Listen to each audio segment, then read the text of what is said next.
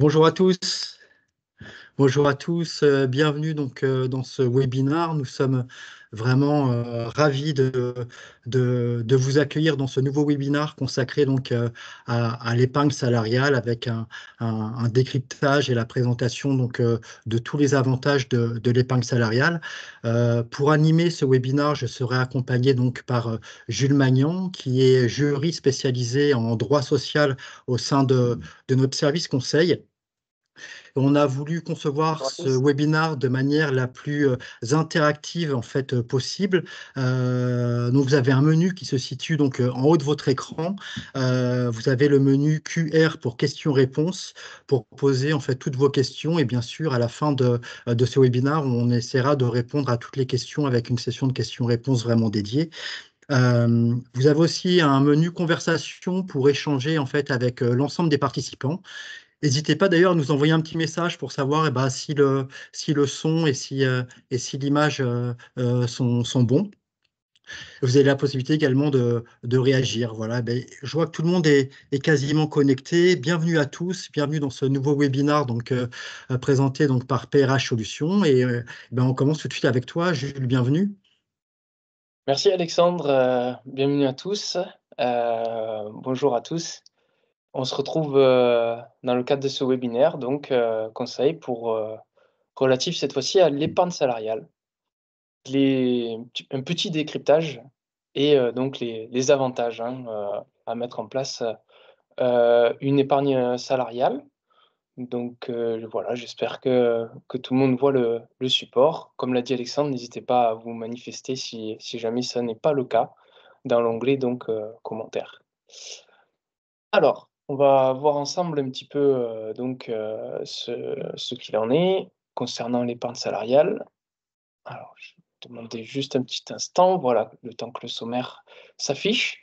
On va essayer dans un premier temps de comprendre en fait les différents dispositifs d'épargne salariale. Notamment, voilà, le PEE, le PERCO, la participation, l'intéressement, et cetera. On va, voir un petit peu en détail quels sont ces dispositifs. Puis ensuite, on s'intéressera aux avantages fiscaux, et sociaux pour, votre entreprise et vos salariés. C'est, comment dire? Le point intéressant, pour un employeur, l'exonération de cotisations sociales lors de la mise en place, en fait, d'un dispositif d'épargne salariale. Puis ensuite, on s'intéressera aux bonnes pratiques, pour la mise en place. Comment est-ce que bien faire, bien mettre en place, son épargne salariale, puisqu'il y a un procédé légal, à respecter. Et enfin, on verra ensemble un peu, les vertus, la fidélisation, l'engagement des employés. Pourquoi, en fait, mettre en place un dispositif d'épargne salariale au sein de votre, société? Donc voilà un petit peu ce qu'il en est, pour ce webinaire sur l'épargne salariale. Dans un premier temps, un petit rappel sur quel aspect? Sur le fait que l'épargne salariale est un dispositif de plus en plus utilisé par les employeurs. C'est un dispositif également, qui est de plus en plus, rendu obligatoire de par la législation. On en a un exemple, très récent, avec cette expérimentation en fait qui a été mise en place. Alors il faut déjà savoir que la participation est l'un des dispositifs d'épargne salariale, qui est obligatoire et ce depuis, de très nombreuses années, dans les entreprises de 50 salariés ou plus. Et on a, depuis le 30 novembre 2023, une expérimentation dans les entreprises de 11 à 49 salariés, qui réalisent un bénéfice net fiscal au moins égal à 1 du chiffre d'affaires pendant 3 exercices. Ils ont l'obligation d'instituer un dispositif de partage de la valeur à compter du 1er janvier 2025. Et quel est justement ce dispositif de partage de la valeur? Quelle est cette obligation en fait? C'est la, mise en place d'un régime d'intéressement ou de participation, d'un régime dérogatoire sinon de participation, d'un abondement, d'un plan d'épargne salariale. Donc ça implique d'avoir mis en place un PEE, un PERCO, un PERECO et sinon une prime de partage de la valeur. On en a déjà parlé ensemble, de cette, expérimentation, à l'exception ça ne touche pas les entrepreneurs individuels, et les sociétés anonymes à participation ouvrière. Voilà. Donc attention parce que de plus en plus, l'épargne salariale devient obligatoire et dans un cas comme celui-ci, en fait, si vous réalisez 1 du chiffre d'affaires, pendant 3 exercices, vous allez être obligé de le mettre en place même si vous êtes en dessous de 50 salariés. On a également, à compter du 30 novembre 2023, pour les entreprises de 50 salariés et plus et qui disposent d'un délégué syndical, l'obligation de négocier la mise en place d'un dispositif de partage de la valeur. Alors c'est une obligation de négocier, pas de mettre en place, et attention, mais la difficulté c'est que, derrière il faut savoir quel va être le thème de la négociation, définir l'augmentation exceptionnelle du bénéfice bien sûr, et puis derrière, mettre en place le fameux dispositif de partage de la valeur qui en fait, est un dispositif d'épargne salariale. C'est soit de l'intéressement, soit de la participation, soit sinon un plan d'épargne salariale PE, PERCO, PERECO ou une prime de partage de la valeur. Donc vous voyez, de plus en plus, on a, cette obligation. Donc c'est bien de se renseigner sur qu'est-ce que l'épargne salariale et puis au-delà de parler d'obligations, ça peut être un élément, important pour l'employeur, à mettre en place. On verra un petit peu les avantages ensemble. Mais d'abord, on va s'intéresser, on l'a dit ensemble, sur le fait de comprendre les différents, dispositifs d'épargne salariale. Donc, on va voir quels sont ces dispositifs. Bah, merci beaucoup Jules pour cette présentation. Donc le but maintenant, c'est de rentrer dans le décryptage de chacun de ces dispositifs pour bien les comprendre et derrière, on verra en fait, bah, les bonnes pratiques à appliquer. Tout à fait, Alexandre. Donc, on rentre dans le vif du sujet. Dans un premier temps, l'intéressement. L'intéressement, donc, qui est un dispositif d'épargne salariale, qui est non obligatoire, il faut le savoir. Il n'y a pas d'obligation de mettre en place cette épargne salariale. Alors, qu'est-ce que l'intéressement? Parce qu'on se pose souvent la question, on le confond souvent avec la participation. La participation est-elle obligatoire dans les entreprises de plus de 50 salariés? On va le voir. L'intéressement, lui, n'est pas obligatoire. C'est un plan d'épargne salariale qui permet de verser aux salariés une prime proportionnelle aux résultats ou aux performances de l'entreprise. Alors, à quoi ça correspond? Ben là, on est plus sur un partage, comment dire, mais de la performance de la société. Donc, c'est, l'idée, c'est de faire partager aux salariés les résultats de la société. Donc, pour ça, il faut le savoir, la mise en place de l'intéressement passe par le biais d'un accord d'entreprise ou par une DUE. Alors qu'est-ce qu'une DUE? C'est une décision unilatérale de l'employeur. Donc soit un accord d'entreprise, soit une DUE. On peut mettre en place une condition d'ancienneté au sein de la société. Il faut là aussi le savoir. Attention à cet aspect-là parce que au niveau des critères, au niveau des conditions pour que vos salariés puissent bénéficier de l'intéressement, il ne sera possible que de mettre en place une condition d'ancienneté, d'accord?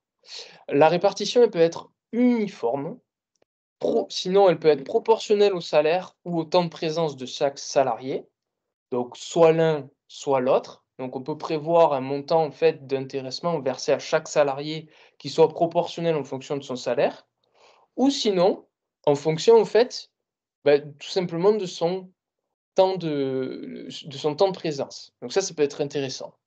Ou enfin, pour les plus indécis, on peut, en fait, prévoir de cumuler ces 2 critères. Donc c'est un aspect qui peut être, intéressant pour vous, pour savoir combien, en fait, ça va, coûter à la société, quel va être le mode de répartition, en d'autres termes, de cet intéressement. Il y a 2 limites toutefois. Alors, il faut savoir que pour le calcul, parce que là, ça peut paraître un peu vague, vous êtes libre de procéder, en fait, au niveau du calcul, d'accord? Ça doit être défini dans l'accord d'entreprise ou sinon par le biais d'une DUE. Et il y a quand même des limites qui sont apportées, c'est que le total des primes versées à l'ensemble des salariés ne peut pas excéder 20% du total des salaires bruts versés. Donc ça, il faudra faire attention à cette limitation. Donc 20% du total des salaires bruts versés, ça c'est important quand même de calculer d'un premier abord pour voir si on ne dépasse pas. Parce que c'est vrai que ça peut effectivement, être le cas selon la formule de calcul de l'intéressement que vous allez mettre en place. D'accord? Enfin, la somme perçue par un salarié par an ne peut pas dépasser 34 776 €. Donc ça, pour le coup, c'est une limitation, assez haute sur, cet aspect-là. Parce que, verser, 34 776 €, par salarié et par an. Donc, voilà, là, sur cette limitation, on est un peu plus tranquille à ce niveau-là. Donc voici un petit peu la présentation de l'intéressement. Donc, gardez en tête que c'est une prime qui est proportionnelle aux résultats de la société. C'est vous qui définissez le mode de calcul dans un accord d'entreprise ou dans une décision unilatérale de l'employeur et à partir de là, voilà ce qui pourra, être mis en place. On passe à un autre dispositif, d'épargne salariale qui est la participation. Participation qui, comment dire? A une importance, fondamentale dans les entreprises de 50 salariés ou plus. Pourquoi? Parce elle est obligatoire. On est obligé dans un cas comme celui-ci, de mettre en place la participation. C'est l'un des seuls dispositifs d'épargne salariale à être obligatoire, d'accord? Hormis la petite expérimentation dont on a parlé en prélude. Donc attention à cet aspect-là. Cette limitation, il faudra bien la prendre en compte, d'accord? C'est l'effectif, ETP qui est pris en compte, à ce niveau-là pour voir si on est dans une entreprise de 50 salariés ou plus. Donc la participation, pour bien faire la différence entre la participation et l'intéressement, c'est une question qui revient de temps en temps.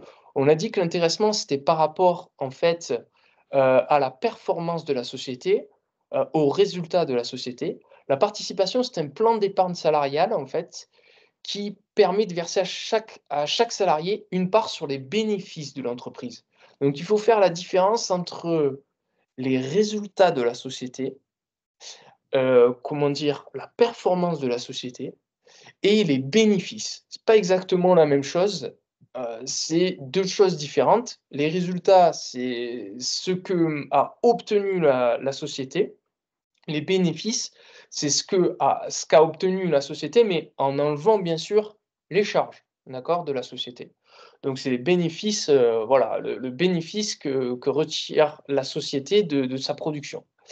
Donc là, pour le coup, attention, l'entreprise doit utiliser en fait une forme de calcul dans un accord d'entreprise.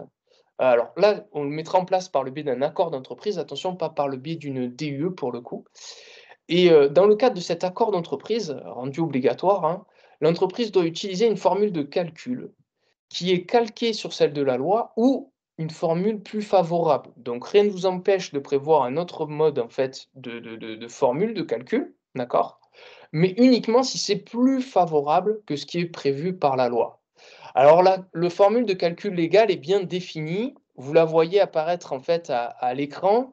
Alors les termes peuvent être un peu barbares, hein, mais en tout cas, c'est le bénéfice net moins en fait 5 des capitaux propres. On fait la moitié et que l'on va multiplier par les salaires divisé par la valeur ajoutée de l'entreprise. Donc voilà, c'est une formule de calcul un petit peu particulière. Donc, que l'on va insérer en fait dans l'accord d'entreprise et ensuite il faudra procéder au calcul de la participation.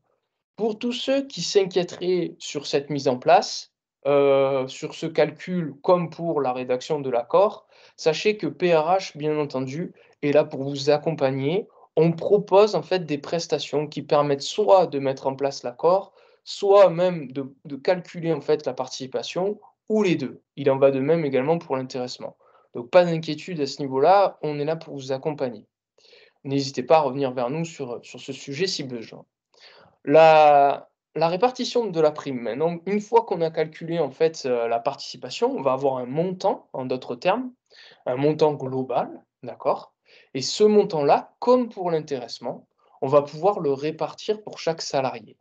Alors, il y a une répartition qui peut être faite de manière, en fait, uniforme, d'accord, pour chaque salarié, ou sinon proportionnelle au salaire ou au temps de présence, ou enfin le cumul des 2 critères. Donc ça sera à vous de voir. C'est vrai que c'est de la même manière qu'une prime de partage de la valeur, on peut moduler le montant. Là, c'est pas une modulation du montant, mais en fait, ça va être une répartition du montant global entre les salariés qui va être effectuée de cette manière-là. On note que c'est la même que pour, l'intéressement. On l'a vu sur, en fait, la slide, précédente, en d'autres termes. Donc, là, en fait, pour la participation, on est vraiment sur, la même répartition. Par rapport à la limite, là, ici, on n'a qu'une seule limite, c'est que la somme perçue par un salarié par an ne peut pas dépasser 34 776 €. Voilà, à ce niveau-là, ce qu'il en est, ce que l'on pouvait dire sur la participation. Un point particulièrement important toutefois, à prendre en compte, c'est que la date limite, en fait, du versement de la participation chaque année est au plus tard le dernier jour du 5e mois. Donc attention à ce terme-là, dernier jour du 5e mois suivant la clôture de l'exercice. Qu'est-ce que ça veut dire? Qu'est-ce que ça veut dire à ce niveau-là? Ça veut dire que, en fait, si on prend l'année civile, ce qui est, on va dire, dans la pratique, généralement le cas pour simplifier les calculs, pour que ça soit calqué, en fait, à l'exercice comptable qui est généralement, l'année civile. Ça peut être différent, mais pour le coup, là, dans la généralité, ça sera le cas. L'exercice comptable sur une année civile, il commence le 1er janvier et se termine le 31 décembre. Donc ça veut dire que notre participation, il va falloir la mettre en place et procéder au versement de cette participation au plus tard le dernier jour du 5e mois, donc ça veut dire avant le 1er juin. Attention à cet aspect-là, parce qu'on a beaucoup de publications qui nous parlent du 1er jour du 6e mois. Oui, mais le 1er jour du 6e mois, c'est déjà trop tard. Il faut vraiment verser, en fait, au 31 mai grand maximum. D'accord? Donc ça, il faut le garder en tête. Pourquoi? Parce que, comme on l'a dit, c'est obligatoire dans les entreprises de 50 salariés ou plus. Après, rien n'empêche, comme pour l'intéressement, de le mettre en place de manière volontaire dans les entreprises de moins de 50 salariés. Mais attention, vous allez être soumis aux mêmes règles.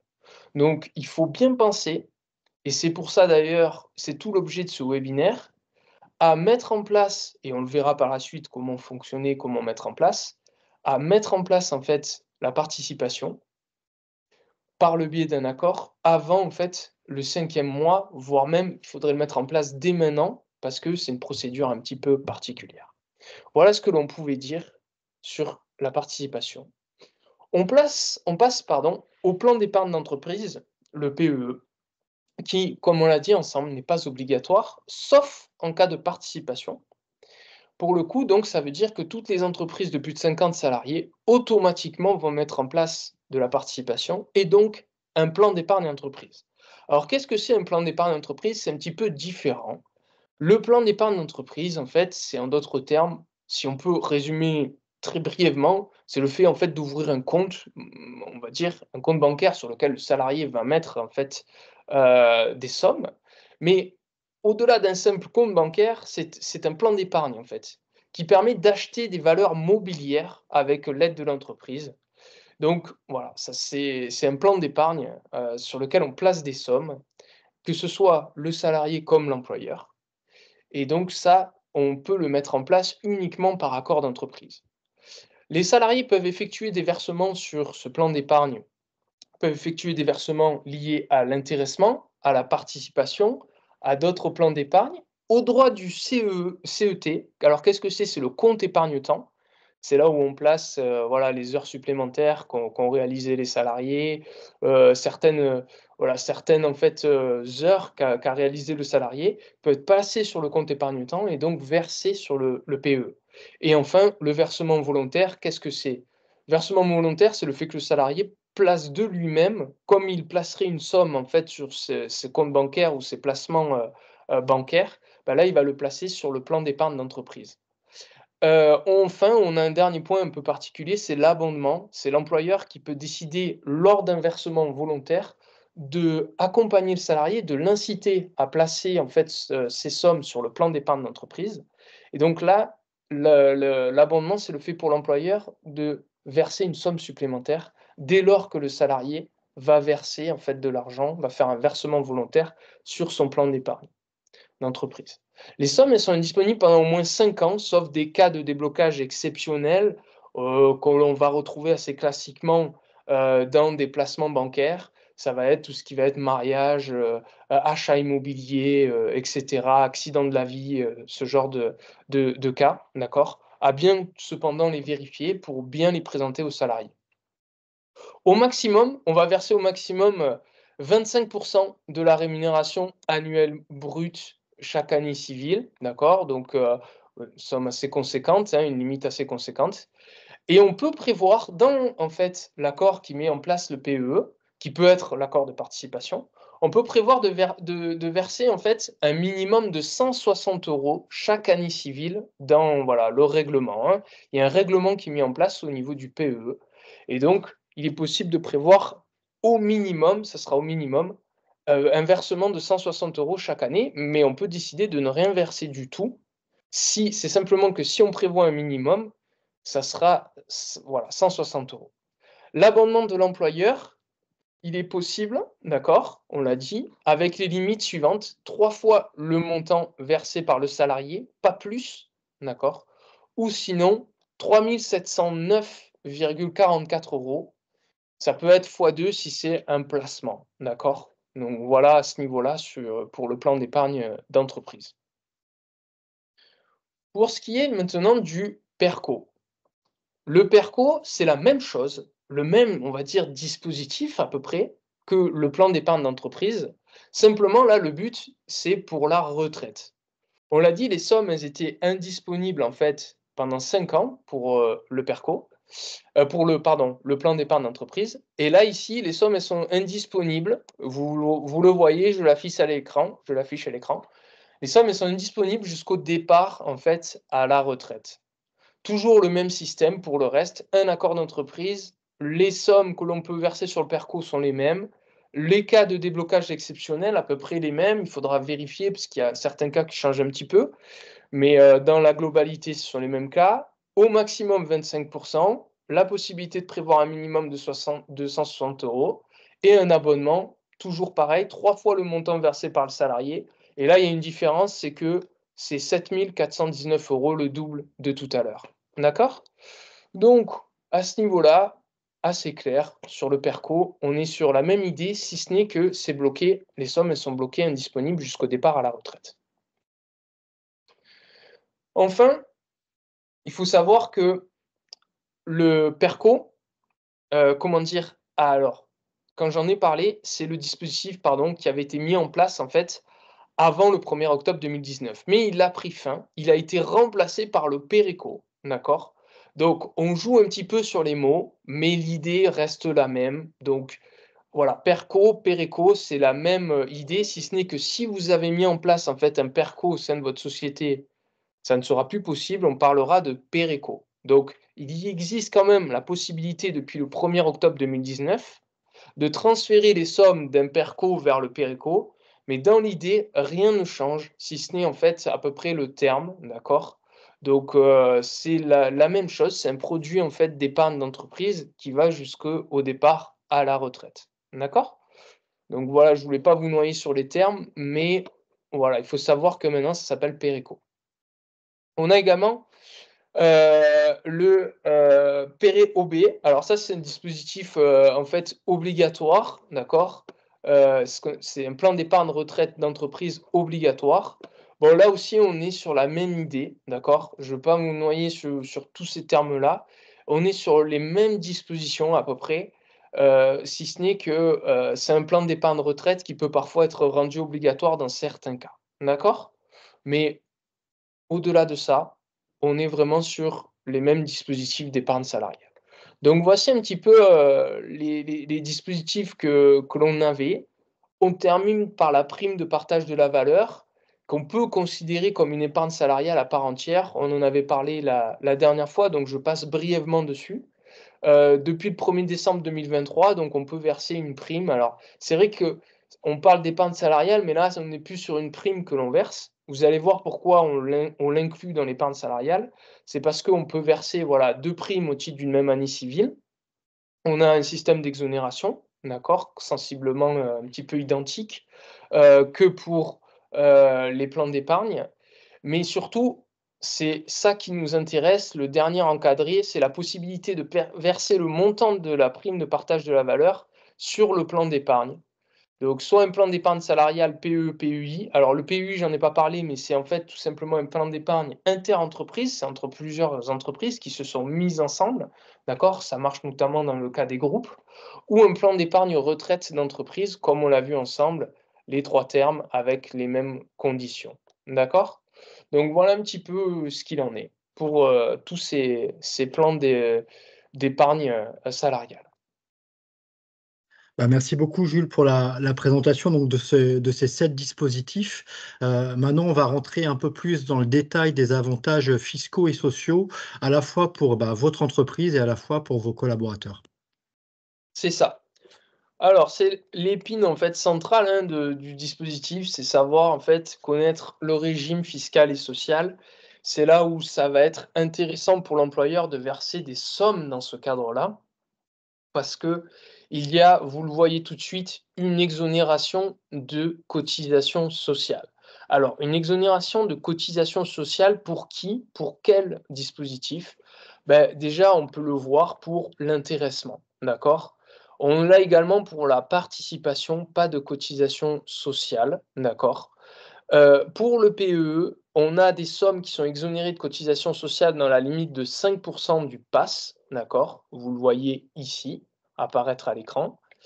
Et enfin, pour les PERCO, les PERECO, les PERE-OB, c'est la même chose, d'accord? Dès lors qu'il y a des sommes qui sont versées par le salarié, elles sont exonérées, mais toujours pareil, dans la limite de 5 du PAS. Pour l'abondement de l'employeur. L'abondement de l'employeur sur l'un de ces dispositifs d'épargne salariale, il faut savoir que c'est exonéré de cotisation sociale. Il n'y a pas cette limitation de 5 d'accord? Donc tout l'intérêt pour l'employeur, c'est ça, c'est de verser des sommes à ses salariés dans le cadre de ces dispositifs d'épargne, mais qui sont exonérés de cotisation sociale.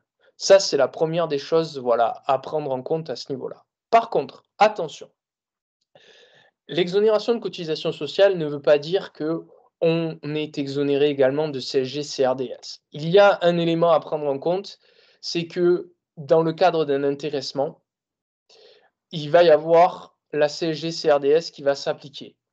Dans le cadre d'une participation, ce sera effectivement, également le cas. Pour le PEE, ce sera le cas. Partout, on voit que la CSG-CRDS va s'appliquer, donc y compris pour l'abondement de l'employeur. Donc attention à bien se rappeler que ça sera soumis à CSG-CRDS.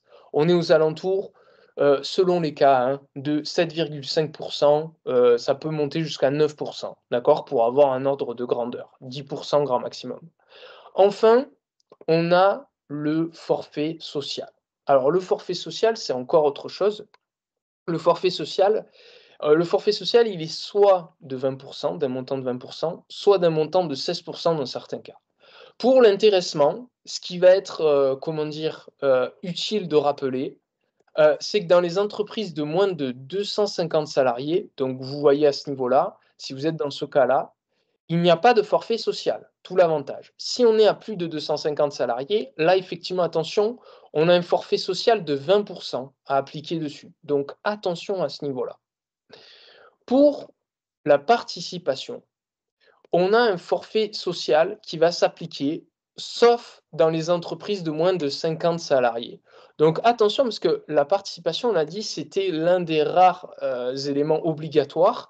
Donc, pas de charge sociale, d'accord? Pas de forfait social dès lors que c'est facultatif, c'est-à-dire en dessous, de moins de 50 salariés. Par contre, il y a un forfait social obligatoire de 20 dans les entreprises de plus de 50 salariés.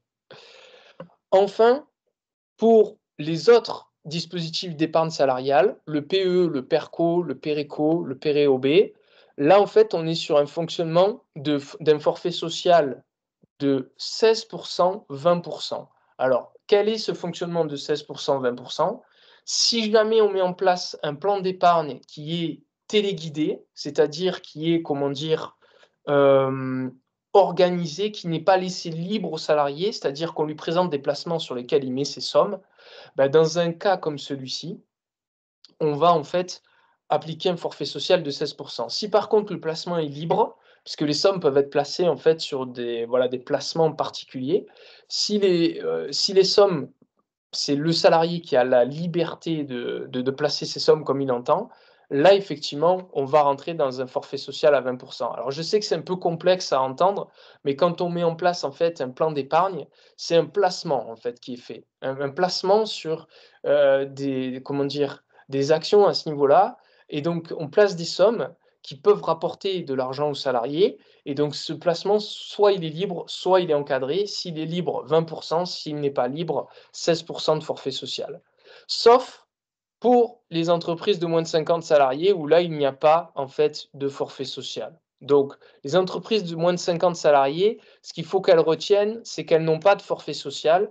Elles ont uniquement la CSG-CRDS qui s'applique pour elles. Pour les entreprises de plus de 50 salariés, c'est plus délicat. On va avoir CSG forfait social. On va terminer par les sommes exonérées d'impôt sur le revenu. Ça, c'est important pour le présenter à vos salariés. Il y a une exonération d'impôt sur le revenu pour le salarié s'il place ses sommes, en fait, à un PE ou un PARCO dans les 15 jours du versement. D'accord? Donc, attention à ce niveau-là, il y a des règles à respecter. L'exonération pour la participation d'hier, elle va se faire dans la limite de 3/4 du pass. D'accord? Donc là aussi, on a une limite. Après, pour le reste, pour le PE, le PERCO, le PERECO, là, il y a des sommes qui sont exonérées d'hier, mais uniquement dans certaines conditions qui sont assez particulières. En fait, c'est dès lors qu'on va placer les sommes sur voilà, le PEE. Là, dans ce cas-là, il n'y aura pas d'imposition sur l'IR. Par contre, dès lors que le salarié va récupérer ses sommes, là, il y aura une imposition sur l'IR. Et on va faire une distinction en cas de sortie en rente, c'est-à-dire le salarié va percevoir un montant, en fait, comment dire? Il va percevoir un montant, en rente qu'on va lui verser au petit à petit, ou alors, ça c'est plutôt dans le cadre d'un PERECO, attention, hein, suite à la retraite, ou alors versement est fait en capital et là, s'il prend le capital, dans ce cas-là, il y aura en fait, une exonération qui sera faite d'IR. Donc voilà, ça, il faut renseigner vos salariés sur ce point-là. C'est du droit fiscal, donc c'est un petit peu particulier. Pour le PERECO et le PERE-OB, c'est là où on voit une distinction, c'est que si les sommes, elles sont placées, il n'y a pas d'IR qui s'applique et par contre, dès lors qu'elles ont été en fait bloquées sur 5 ans ou perçues, si elles sont débloquées, ben là, l'IR peut s'appliquer. Donc attention à bien vous renseigner sur cet aspect-là, d'accord? On vous laissera bien entendu le tableau à votre disposition et on pourra répondre à vos questions si jamais vous en avez sur ce point-là. Enfin, pour l'abonnement, donc il est soumis au forfait social, hein, j'en avais pas parlé, dès lors que l'employeur apporte en fait des sommes sur ces 3 dispositifs, ça va être soumis au forfait social, sauf dans les entreprises de moins de 50 salariés. L'abonnement, il ne doit pas excéder le triple de la contribution du bénéficiaire, on l'a vu, ni être supérieur à 8% du pass par an, 16% pour le PERCO. Voilà, je suis passé brièvement sur ces notions un petit peu délicates. Vous n'hésitez pas à revenir sur le tableau si besoin. Il faut savoir pour chaque cas, il y a effectivement l'IR peut s'appliquer dans ces cas-là. Et sinon, on est soumis à CSG, CRDS, quelle que soit la situation. On est exonéré de cotisations sociales, quelle que soit la situation. Et il y a toujours la distinction à faire entre moins de 50, plus de 50 pour le forfait social. Voilà pour le régime fiscal et social. Bah, merci beaucoup, Jules. J'en profite pour répondre directement à Stéphane. Bien sûr, le support de présentation vous sera envoyé avec ainsi que le replay de cet événement. Et on voit que ce tableau de synthèse, en fait, il est vraiment essentiel à conserver. Bah, après donc la présentation bah, des différents dispositifs on va passer maintenant dans les bonnes pratiques en fait, pour la mise en place d'un plan d'épargne salariale efficace. Tout à fait, Alexandre. On a vu ensemble l'intérêt, en fait, de ce dispositif d'épargne salariale. Maintenant, on s'intéresse à sa mise en place. Pourquoi mise en place? Parce qu'on l'a vu tout à l'heure, il faut le mettre en place par le biais d'un accord d'entreprise. Il n'y a que l'intéressement qui peut être mis en place par le biais de la DUE. Donc, dans le cadre d'un accord d'entreprise, il y a des règles à respecter. C'est un petit rappel de ces règles, d'accord? Donc brièvement, hein, pour, expliquer, dans les entreprises qui emploient entre 0 et 20 salariés, on peut directement proposer aux salariés la ratification, en fait, d'un accord par référendum. On n'est pas obligé de passer par le CSE, on n'est pas obligé de passer par, un délégué syndical. On peut tout de suite proposer le référendum. Alors le référendum, il faut réunir pour, être clair, les 2 tiers en fait des salariés pour que l'accord soit validé, approuvé, d'accord? Dans les entreprises de 11 à 49 salariés, on peut négocier, donc soit en fait avec des salariés mandatés, élus ou non du CSE, soit avec des membres titulaires du CSE, mais qui ne sont pas mandatés. Alors qu'est-ce qu'on entend par mandaté? En fait, ce sont, des salariés qui bénéficient d'un mandat, en fait, un document écrit de la part d'un syndicat pour représenter une organisation syndicale représentative au sein de la société et qui peut négocier l'accord. Donc on peut passer par ce biais-là, mais on peut aussi passer par le référendum si on est, en fait, en dessous, voilà, de comment dire? De 21 salariés, alors de 20 salariés, voilà. Donc attention à cet aspect-là. Il faut quand même, voilà, respecter certaines règles pour mettre en place un accord d'entreprise. Enfin, dans les entreprises d'au moins 50 salariés, là, il est plus question de choisir, c'est plus à la carte.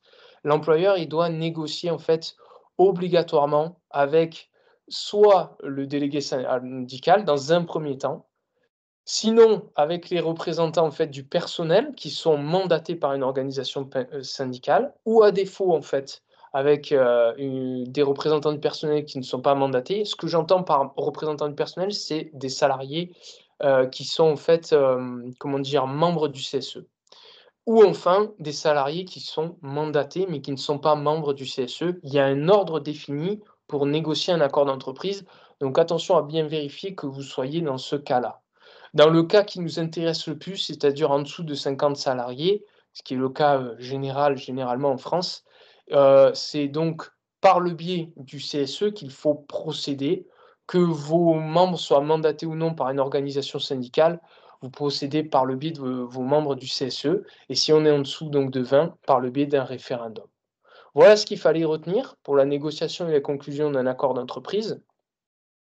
Il y a également une procédure de dépôt, d'accord? Donc cette procédure de dépôt, elle est importante puisque c'est, comment dire, le calendrier de mise en place de l'accord. Donc attention à cet aspect-là, l'accord, il doit être conclu avant le premier jour de la deuxième moitié de la période de calcul. Donc en clair, ça veut dire, suivant la date de sa prise d'effet, donc ça veut dire généralement, si on prend l'année civile, le 1er juillet 2024. Donc il faut que vous ayez conclu avec, voilà, les salariés, les représentants du personnel ou quoi que ce soit, l'accord. Ensuite, on a un délai d'opposition de 8 jours à respecter, on dépose l'accord sur téléaccord, on a un délai de 15 jours qui s'ensuit. À compter du dépôt, ça c'est pour la date limite autorisée pour la conclusion. On a l'adresse qui a 1 mois en fait de vérification, d'accord? Et puis l'URSSAF qui vient ici vérifier dans un délai de 4 mois. Mais dès lors que vous avez déposé votre accord, celui-ci peut rentrer en fait en application. Il faut le savoir parce qu'il y a un certain nombre de clients qui nous posent la question. Peu importe des délais, l'idée c'est de tout de suite le conclure et le déposer. Et puis si vous avez des rectificatifs à faire, on peut y procéder par la suite une fois qu'il y a le contrôle qui est effectué par l'administration. Donc voilà un petit peu ce qu'il en est sur la procédure de dépôt. On termine par pourquoi mettre en place en fait, une épargne salariale? Donc à ce niveau-là.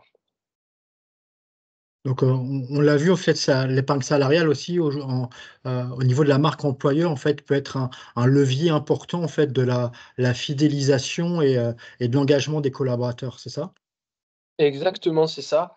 Alors pourquoi le mettre en place? Voilà, tout à fait, Alexandre, c'est la stabilité du salarié déjà au sein de votre société, puisque un salarié, on le sait, hein, qui place de l'argent au sein de la société, aura, comment dire?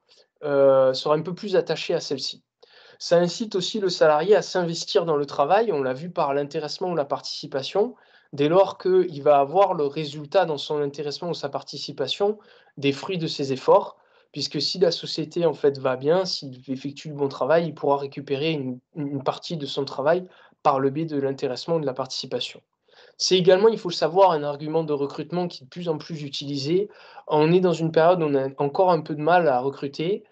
C'est, un élément à mettre en place. N'oubliez pas de le préciser dans le cadre d'un recrutement. Le fait que vous ayez des dispositifs d'épargne salariale, ça peut inciter à un recrutement. Et enfin, c'est le fait d'optimiser la rémunération du salarié. Pourquoi? Parce qu'au lieu d'augmenter votre salarié dans son salaire, bien tout simplement le cadre d'une augmentation classique du salaire, vous allez être soumis à exonération cotisation sociale, vous allez être soumis, pardon, à cotisation sociale, à CSG, CRDS, et cetera. Alors que dans le cadre d'un dispositif d'épargne salariale, on l'a vu, il y a une exonération de cotisation sociale quoi qu'il advienne, d'accord? Et vous serez certes soumis à CSG, CRDS, mais voilà, il y aura quand même, un bénéfice et un bénéfice y compris pour le salarié puisqu'il pourra le faire valoir dans le cadre d'une exonération de l'impôt sur le revenu. C'est tout le bénéfice, à l'heure actuelle. Donc pour terminer, sur cette petite présentation, n'hésitez pas en fait à prendre contact avec nous, notamment vu les délais. On a fait exprès de mettre en place ce webinaire, pendant la période de mars. Pourquoi? Parce que, les dates approchent, donc il faudrait mettre en place en fait l'un de ces dispositifs, si vous le souhaitez, avant donc, déjà, en tout cas on l'a vu ensemble, hein, avant le 31 mai, d'accord? Ça c'est essentiel pour, le versement de la participation et puis même pour les autres, il faut le faire en fait, avant la fin mai puisque après, en juillet, on va avoir tout le problème, hein, de des délais de procédure et là vous serez hors délai, vous ne pourrez pas appliquer les exonérations. Donc n'hésitez pas à prendre contact avec nous pour, la facturation. Alors nous, on propose la rédaction d'une DUE pour un montant de 250 € hors taxes, il faut le savoir. Pour la rédaction d'un accord d'entreprise, on propose en fait 525 € hors taxes pour ce qui est de l'intéressement, la participation et au-delà, on va partir sur 750 € hors taxes. Donc voilà, nous on pratique ça depuis des années, on peut vous le mettre en place, assez facilement. Simplement, n'hésitez pas à prendre contact avec nous pour au moins, voilà, vous aider, vous épauler dans cette mise en place et pour le calcul des montants, il est clair qu'on a, également un service de data qui peut vous calculer ces montants-là. Donc encore une fois, n'hésitez pas à faire appel à nous, on fera des devis s'il y a besoin, on vous expliquera, on peut vous envoyer de la documentation, vous épauler là-dessus. On peut, maintenant la présentation est terminée, mais on peut passer à une phase de questions-réponses si vous le souhaitez. Et puis je voulais Donc, faire un petit point en fait également, Jules, avec la oui, PRH Academy. On va également proposer oui, en fait une formation spéciale en fait sur l'optimisation de la rémunération des salariés en fait, vue en lien avec l'actualité du moment. exactement, tout à fait. Des formations aussi si vous le souhaitez sur ces sujets. Ben, on va commencer donc avec, je l'ai dit tout à l'heure, Stéphane, bien sûr, on va vous partager le support et le replay de l'événement dans la journée, voire d'ici demain, grand maximum. Donc, vous aurez tout à disposition dans votre boîte mail. Une question de Laurent. Bonjour, pourriez-vous préciser pour chaque dispositif sur les mandataires assimilés salariés, est-ce qu'ils peuvent rentrer dans le dispositif? Ah oui, c'est une bonne question. Ça va dépendre en fait, des dispositifs d'épargne salariale, d'accord? C'est un sujet un petit peu particulier. Alors ça, je pourrais reprendre contact avec vous pour vous préciser, les cas. Mais oui, il y a effectivement des dispositifs d'épargne salariale durant lesquels en fait les mandataires assimilés salariés peuvent rentrer à l'intérieur. Alors je crois, je ne veux pas dire de bêtises, hein, que c'est le cas de l'intéressement. C'est le cas également, je crois, de la participation. Pour les autres, plans d'épargne, il faudra vérifier. Donc, à voir. Après, il faut bien entendu, attention, respecter la condition d'être assimilé salarié. Ce n'est pas chose simple, mais si tel est le cas, effectivement, on peut le mettre en place, tout à fait. Alors, j'ai une autre question de Aurel. Les 34 766 euros, alors de mémoire, c'est la somme maximum perçue par un salarié avec le dispositif de la participation. Est-ce que cette somme a un lien avec le plafond mensuel de la sécurité sociale et donc est-ce qu'il peut évoluer chaque année? Alors oui, effectivement, il va pouvoir évoluer, chaque année puisque, de mémoire, hein, les 34 766 €, en fait, je veux pas dire là encore de bêtises, mais je crois que c'est 5 fois, le PMSS. Donc, chaque année, ça peut évoluer, ça c'est sûr. Ça, c'est clair et net. Chaque année, en fonction de l'évolution, voilà, du PMSS, ça peut changer, tout à fait. Une autre question de Aurel, donc la prime partage de la valeur est dorénavant soumise à CSG et surtout imposable. Alors oui, effectivement sur cet aspect-là, c'est la grande distinction, c'est, le nouveau dispositif en fait, hein, tout simplement de la prime de partage de la valeur, on en avait parlé. C'est vrai que, le gouvernement a souhaité restreindre en fait, les comment dire? Tout le bénéfice de cette prime de partage de la valeur. Donc dorénavant, hein, ça sera, moins intéressant, en tout cas, pour les entreprises de 50 salariés ou plus, tout à fait.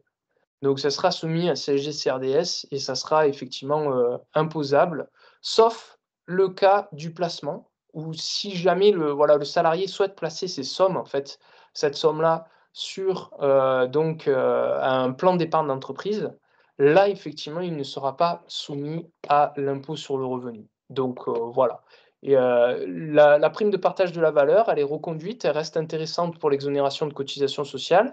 Ça reste plus intéressant que verser une prime annuelle à ses salariés, ça c'est clair, parce que vous êtes soumis en fait à l'intégralité des sommes imposables dans le cadre d'une prime, puisque c'est assimilé à du salaire. Or celle-ci, c'est une prime particulière, donc mais ça reste moins intéressant qu'auparavant, tout à fait.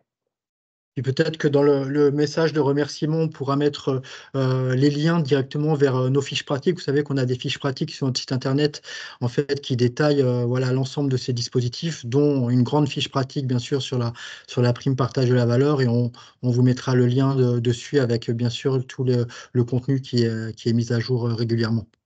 Mmh. À mon avis, tu peux sortir ta calculette pour la prochaine question. Je- Bonjour, entre la CSG et le forfait social, quand je verse 1000 euros de prime dans l'essentiel des accords d'entreprise, j'ai 300 euros maximum de CSG et forfait social. Alors c'est l'idée, effectivement, c'est l'idée, tout à fait. Pourquoi? Parce que, la CSG va représenter, au grand maximum à peu près 10 et le forfait social 20. Ça peut être, inférieur, mais voilà, on va avoir en fait, 300 € à peu près, c'est ça, de primes, hein, qui vont être prélevées, tout à fait. Alors, on a une précision de Thierry, en fait, sur la question. Alors, je suis en train de revenir sur la question de Aurel, justement, sur les 34 766 euros, en fait, qui était la somme maximum perçue par un salarié avec le dispositif, en fait, de la participation. Thierry nous précise que, en fait, cette somme représente 9 mois de plafond mensuel de la sécurité sociale. Alors, oui, effectivement, alors je vous prie de m'excuser si c'est le cas, oui, j'ai dit cinq fois et c'était 9 fois, oui, tout à fait. Merci beaucoup pour ces précisions, Thierry. N'hésitez pas, si vous avez encore des questions à nous poser. Ce webinaire va bientôt toucher à sa fin, donc vous pouvez encore enregistrer vos questions. On tentera d'y répondre. Bien sûr, après, le service conseil et le service data, ainsi que vos gestionnaires de paye sont à votre entière disposition en fait, pour vous accompagner dans vos démarches ou tout simplement répondre à vos questions au quotidien. Je vois que j'ai encore une question de Aurel Oui, que je n'avais pas vue. Jules. Le salarié sera imposable s'il demande le paiement de sa P plus 1 et non le placement dans un PE ou un PERECO. Alors, je pense que P plus I, c'est peut-être participation plus, intéressement. Oui, plus Donc intéressement, oui, tout à voilà, fait. est-ce que le salarié sera imposable s'il demande le paiement en fait, de sa participation et de son intéressement et non Hmm, le placement, voilà, dans un PE ou un PERECO? hmm. Alors là, pour le coup, pour vous répondre, à ce niveau-là, très clairement, s'il demande le paiement, normalement, je crois que c'est le cas, hein. Il va être soumis à imposition, si je ne veux pas dire de bêtises. Ou est-ce qu'il va être exonéré? C'est ça, voilà. Vous voyez, c'est, une exonération d'hier uniquement dans le cas où les sommes sont affectées à un PE, un PERCO, un PERECO et cetera. Donc, voilà, clairement pour vous répondre, il faut, c'est vrai que si le salarié demande le versement, ça sera, imposé à hier, hein. Ok, très bien. Ben, merci Jules. Une question directe de Bernard. PERECO égale PERCOL. Alors, à ce niveau-là, il faut que je précise, il faudrait que je fasse une petite recherche pour en être sûr. Je n'en suis pas sûr. Je pense que c'est un autre dispositif de partage de la valeur peut-être. Donc, tout dépend de ce qu'on entend par percol. Là, j'ai répertorié ceux qui étaient prévus, par les dispositions légales. Maintenant, le L, est-ce que vous pouvez peut-être nous définir ce qu'est le L? Sinon, je reprendrai contact avec vous pour vous préciser ce point-là. Bernard, on vous laisse quelques instants si vous souhaitez répondre sur la signification Mmh. du dernier L à la fin de Perco. En tout cas, on vous remercie énormément pour votre participation. Voilà, comme on vous l'a dit déjà à plusieurs reprises, on va reproduire et organiser mensuellement ce type de webinar bah, pour vous accompagner et décrypter en fait les évolutions de l'environnement social, législatif, conventionnel lié à la paye et bien sûr aux ressources humaines. Évidemment, donc ce document vous sera partagé, ainsi que les liens vers nos fiches pratiques et le replay complet de l'événement si vous souhaitez revoir ou partager cet événement. Merci encore pour votre participation à tous. Je vous souhaite une excellente fin de journée. Je vois qu'on n'a pas de retour de Bernard sur Percol. On Et Bernard, on revient à reprendra. Ah, peut-être, on Col pour reprendra contact collectif. avec vous. Ça y est, je viens de Alors oui, l'avoir. c'est ça, oui, tout à fait, c'est effectivement le cas. Le Pereco, tout à fait. C'est effectivement le cas puisque, le co veut dire, collectif, en d'autres termes. Donc si je reviens, hop, en arrière, hop là. Voilà, le plan d'épargne retraite d'entreprise collectif, donc tout à fait. Alors, juste une chose, c'est la même chose, mais en fait, on ne met plus en place de PERCO, depuis, le 1er novembre 2019, 1er octobre, pardon. N'existe plus depuis le 1er octobre 2020. Voilà, c'est ça, c'est ça. Donc alors c'est un petit peu différent, c'est juste que maintenant, si on met en place un plan de dispositif d'épargne salariale, ce sera obligatoirement le pérécole, en fait. Le péréco, pardon. Enfin pérécole pour, collectif. Voilà un petit peu ce qu'il en est. Donc, bah, merci à tous. Donc, ce webinaire touche à sa fin. On vous donne rendez-vous donc le mois prochain. On peut peut-être déjà annoncer la Oui. thématique, Jules. Oui, tout à fait. Compte tenu en fait, de la période de congés payés, prochain événement sera sur les congés payés, notamment, du fait également des nombreux ponts, des jours fériés qu'il y a, durant le mois de mai.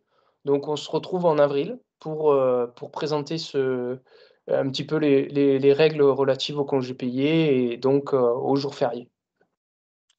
Merci encore à tous. On vous souhaite une excellente fin de journée. Au revoir. Également, merci à tous, au revoir.